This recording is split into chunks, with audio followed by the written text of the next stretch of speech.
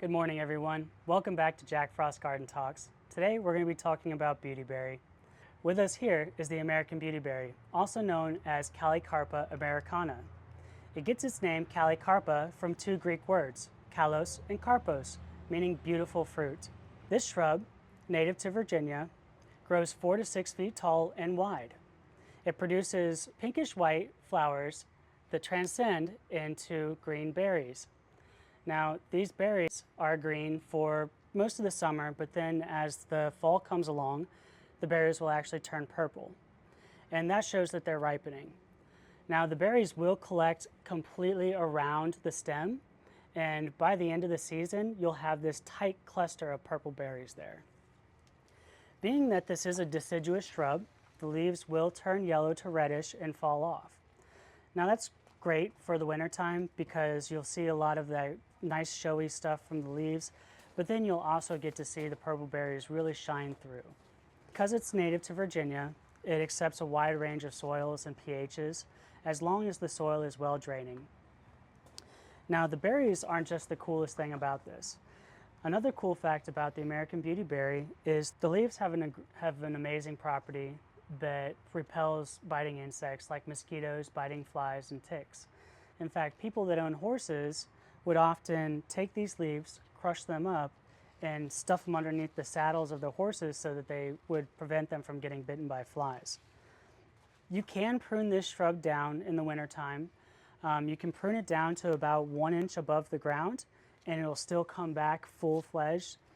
The berries and the flowers all bloom on new wood, so you want to get rid of like the dead canes in the springtime so that your plant can really flourish. Now, pruning this back in the late winter will give it a more compact form, or you can leave it as is and trim it back a few inches and you'll have a much larger form the next year. These bushes are best in landscapes where they can be put behind a small hedge where they can really have an open form. You can also plant them near each other, but I would suggest giving them at least 3 to 6 feet in between each other because they do start to grow out pretty well. Because they're native, they have very few pest problems, and the only real disease that they might show is a little black spot here and there, which is easily cured by a fungicide. This plant can be easily propagated. You can use the berries once they've ripened and plant those, or you can take stem cuttings in the spring and either put those in water or root them in some kind of a soil media. The plants prefer full sun to part shade, but they are intolerant of deep shade. All right, so we brought out the Japanese beautyberry, or Callicarpa japonica. And you can see right away there's a difference between the American beautyberry and the Japanese beautyberry.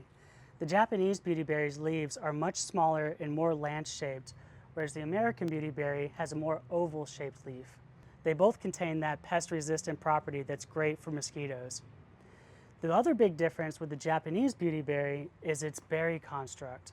So the berries on the Japanese beautyberry will actually grow up and away from the stem rather than the ones on the American beautyberry, which hold tight to the stem and form a tight cluster. Also, another interesting fact about the Japanese type is it grows smaller and much tighter than the American beautyberry. So if you're looking for a beautyberry that is good for a smaller space or for like a garden border, the Japanese version would be a great fit. So whether you choose a non-native version or a native version of the beautyberry, you're going to have a splendid show in the fall. We appreciate you stopping by today to learn more about beautyberries. If you like this video, please like and subscribe to our page.